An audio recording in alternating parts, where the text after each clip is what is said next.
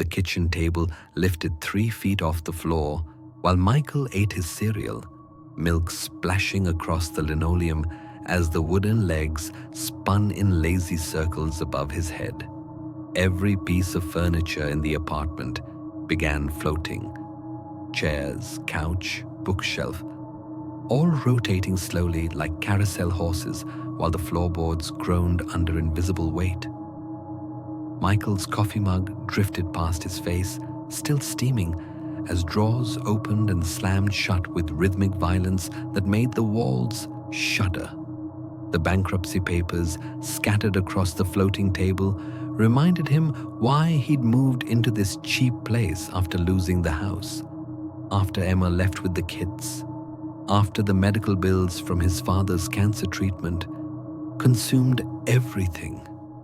18 months of financial hemorrhaging had brought him here, to this cramped apartment where gravity apparently meant nothing, and physics bent around some malevolent presence that seemed to know exactly how broken he already was. A child's laughter echoed from the bedroom. High, delighted, completely wrong. Michael pushed through the floating debris toward the sound, his bare feet sliding on scattered papers. The laughter cut off abruptly when he reached the doorway, replaced by the scrape of plastic feet against hardwood. In the corner, partially hidden behind a toppled dresser, sat a doll unlike any he'd ever seen. 3 feet tall with orange hair and striped overalls, its blue eyes tracked his movement with predatory intelligence. The thing held a kitchen knife, his kitchen knife, in one small hand, the blade catching morning light from the window. "Hello, Michael," the doll said, its voice a raspy whisper that seemed to come from everywhere at once. "We need to talk about what you did to little Emma." Michael's blood turned to ice water. His daughter Emma had died 6 years ago. Not his ex-wife Emma, but his first daughter, the one nobody knew about. The one who drowned in the bathtub while he was passed out drunk on the living room floor. The one whose death certificate listed accidental drowning, not negligent homicide, because he'd paid the right people to look the other way. "You remember now?" the doll continued, standing with fluid grace that made Michael's skin crawl. Good Daddy Michael, who loved his bottles more than his baby girl. The floating furniture crashed to the floor all at once, a thunderous cacophony that rattled windows and sent books cascading everywhere. Michael stumbled backward as the doll advanced, knife glinting with each measured step. "I know where you live now," it whispered. "I know where you work. I know about the insurance money you collected after she died. I know about the new identity, the fresh start, the lies you tell yourself every night." Michael ran, down the hallway, through the living room, toward the front door where his keys hung on a hook. But the door wouldn't open. The deadbolt refused to turn. The chain rattled uselessly. The door handle might as well have been welded shut. Behind him, plastic feet clicked against hardwood with mechanical precision. "No leaving, Michael. Not until we finish our business." The walls began bleeding, thick, dark rivulets that smelled like pond water and decomposition. The blood formed words as it dripped. "Daddy, why didn't you save me? Daddy, why did you let me die? Daddy, why did you take the money?" Michael pressed his back against the door, hyperventilating as the doll approached. In his peripheral vision, the mirror above the fireplace showed not his reflection, but his daughter's face, 6-year-old Emma, as she'd looked the morning she died, pale and blue-lipped and accusing. "You were supposed to watch me," Mirror Emma said, her voice bubbling like she was speaking underwater. "You were supposed to keep me safe." The temperature plummeted. Michael's breath misted as frost formed on the windows, as ice crystals spread across the walls like fast-growing cancer.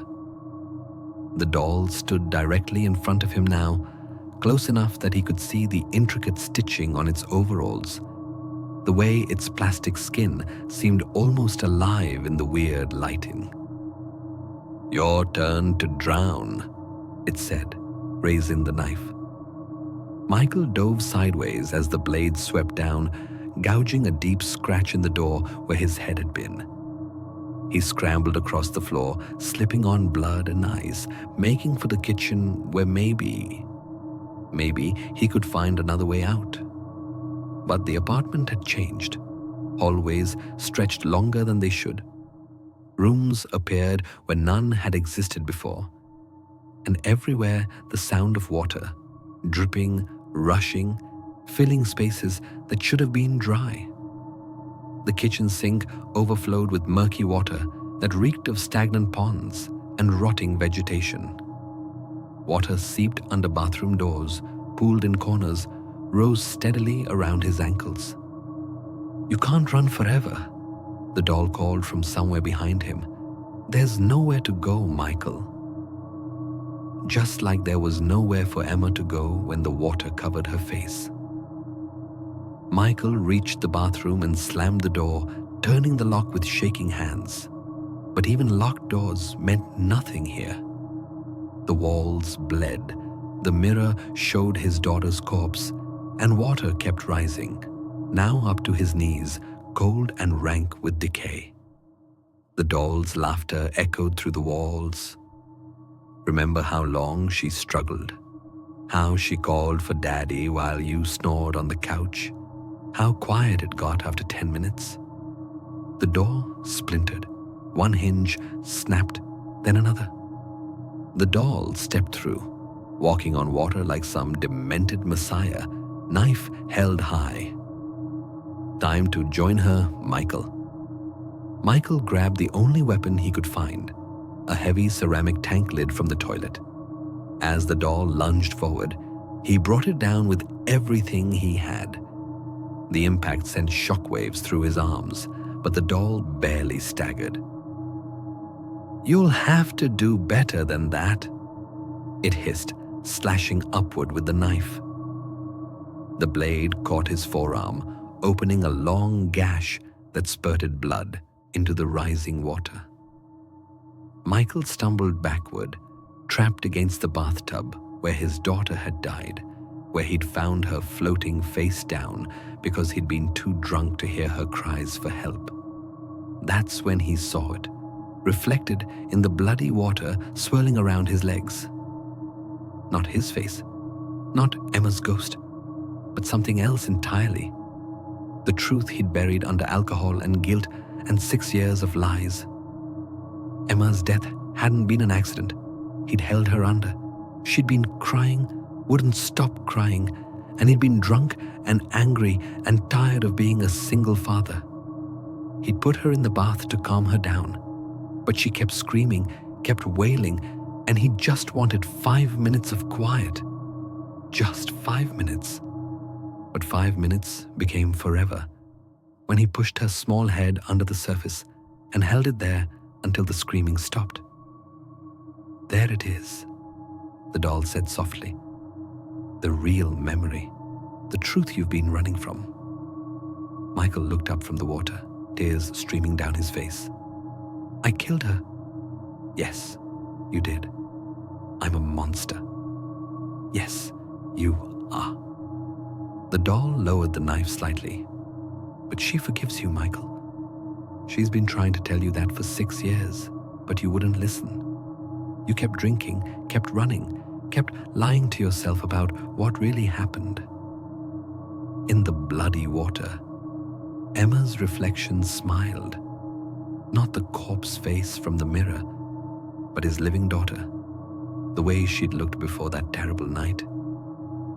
"I love you, Daddy. I know you're sorry. I know you didn't mean to hurt me." Michael collapsed to his knees in the rising water, sobbing uncontrollably. "I'm sorry, baby girl. I'm so sorry. I never meant. I was sick. I was drunk. I wasn't thinking straight." "I know," Emma's reflection whispered, "but you have to stop running now. You have to face what you did." The doll stepped closer, raising the knife again. "She can't rest until you confess, until you tell the truth, until you accept responsibility for what you did to her." Michael nodded, still weeping. "What do I have to do?" "Turn yourself in. Tell the police what really happened. Accept whatever punishment they give you." "And if I don't?" The doll's grin widened impossibly. "Then I'll make sure you die the same way she did. Slowly, underwater, calling for help that never comes." The water reached his chest now, foul and cold and filled with accusatory whispers. Michael could feel it pulling him down, could taste the rot and decay on his lips. But Emma's reflection remained clear and bright, a beacon of forgiveness in the darkness of his guilt. "I'll do it," he gasped. "I'll confess. I'll tell them everything." The doll studied him for a long moment, then slowly lowered the knife. "You mean it this time?" "I mean it. I can't keep living like this. Emma deserves justice. She deserves the truth." The water began to recede. The bleeding walls turned white again. The temperature rose to normal, and Michael found himself kneeling on dry bathroom tiles, alone, with his grief and his guilt and his long overdue decision to face what he'd done. But the doll remained, sitting on the edge of the bathtub, no longer menacing, but still impossibly real. "I'll be watching, Michael. If you change your mind, if you try to run again, I'll find you. And next time, there won't be any second chances." Michael nodded, wiping his eyes. "I understand." He stood on shaking legs and walked to the living room, where his laptop sat on the newly normal kitchen table. With trembling fingers, he typed out a confession. Every detail, every moment of that horrible night, every lie he'd told afterward. Then he printed it out, folded it carefully, and put it in his pocket. The drive to the police station took 20 minutes. The confession took 3 hours to give in full. The arrest happened immediately afterward. Michael spent the next 2 years in prison, where he got sober for the first time in a decade and learned to live with the weight of what he'd done. Emma visited him sometimes, not as a vengeful ghost, but as a loving daughter who forgave her broken father. The doll never appeared again, its job finished. When Michael was released, he moved to a small town 3 states away and got a job at a grief counseling center. He never married again, never had other children, but he helped hundreds of families deal with loss and guilt and the terrible things people sometimes do when they're drowning in their own pain. He kept Emma's picture on his desk, not a shrine to guilt, but a reminder of love, of responsibility, of the price of running from truth. And sometimes, late at night, when he was helping another parent work through their own demons, he could swear he heard her voice whispering encouragement. "Good job, Daddy. Keep helping people. Keep making it right." The shadow of that orange-haired doll never left him completely. He'd catch glimpses of it in his peripheral vision sometimes, a reminder that some debts can only be paid through honest admission of guilt and a lifetime of trying to make amends. But it never threatened him again, because Michael had finally stopped running from what he'd done. He'd learned that the only way to escape a haunting is to face the truth that created it, no matter how terrible that truth might be. The doll had taught him that some monsters can only be defeated by acknowledging the monster within yourself. and Emma had taught him that forgiveness, when it finally comes, can be more powerful than any ghost. But forgiveness, Michael discovered, was not the end of the story. 3 years after his release, on the anniversary of Emma's death, the doll returned, not with violence or threats, but sitting quietly on his apartment windowsill when he came home from the grief center. Its orange hair caught the evening light, and those blue eyes held a different expression, not malevolence, but urgency. "Hello, Michael," it said in that same raspy whisper. "We have unfinished business." Michael's blood chilled, but he didn't run. "I confessed. I served my time. I'm helping people now." "Not about Emma." The doll turned to face him fully. "About the others." "What others?" The doll smiled, and the apartment temperature dropped 10 degrees. "Christopher, Mia, Anthony, Isabella. Should I continue?" Michael sank into his chair, the names hitting him like physical blows. Those were the children from the grief counseling sessions, kids who'd lost parents, siblings, friends, kids he'd been helping process their trauma. "You remember now," the doll continued, "the special sessions, the private meetings, the way you convinced their guardians that one-on-one therapy would be more effective." "No." Michael shook his head violently. "No, I would never hurt another child." But even as he denied it, memories surfaced, memories he'd somehow blocked, pushed down, rationalized away. Christopher, 8 years old, mourning his mother. How trusting the boy had been. How easy it had been to convince him that certain touching was part of the healing process. Mia, 6 years old like Emma had been, grieving her twin brother. How she'd curled up in Michael's lap during sessions, how natural it had felt to let his hands wander. "You told yourself it wasn't the same as killing Emma," the doll said softly. "You told yourself you were helping them feel loved, feel special. You told yourself a lot of things." Michael's hands shook as the full scope of what he'd done crashed over him. Not just Emma, not just one moment of drunken rage 6 years ago, but a pattern of abuse, of using his position of trust to hurt vulnerable children who came to him for help. "The grief center doesn't know yet," the doll continued. "The children haven't told anyone. They're carrying that pain along with their original trauma, just like you carried Emma's death." "I'm sick," Michael whispered. "I need help." "You're a predator," the doll corrected, "and predators don't get second chances."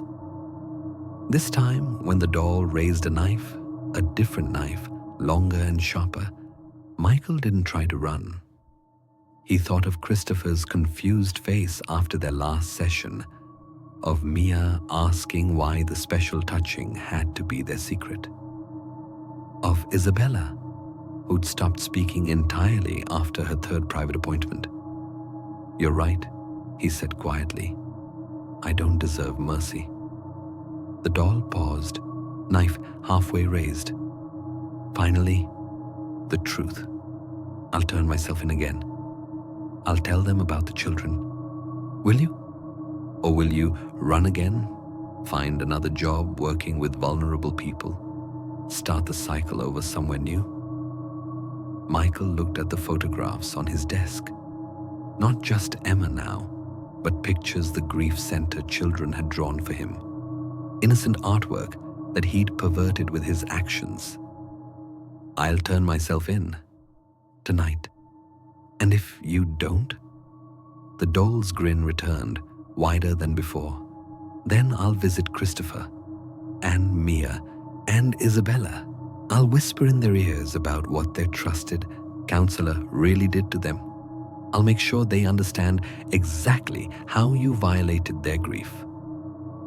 Michael nodded. tears flowing freely. They shouldn't have to carry that burden. No, they shouldn't. Just like Emma shouldn't have had to die because her father was a monster. The doll disappeared as suddenly as it had arrived, leaving only the faint scent of pond water and the weight of Michael's newest confession.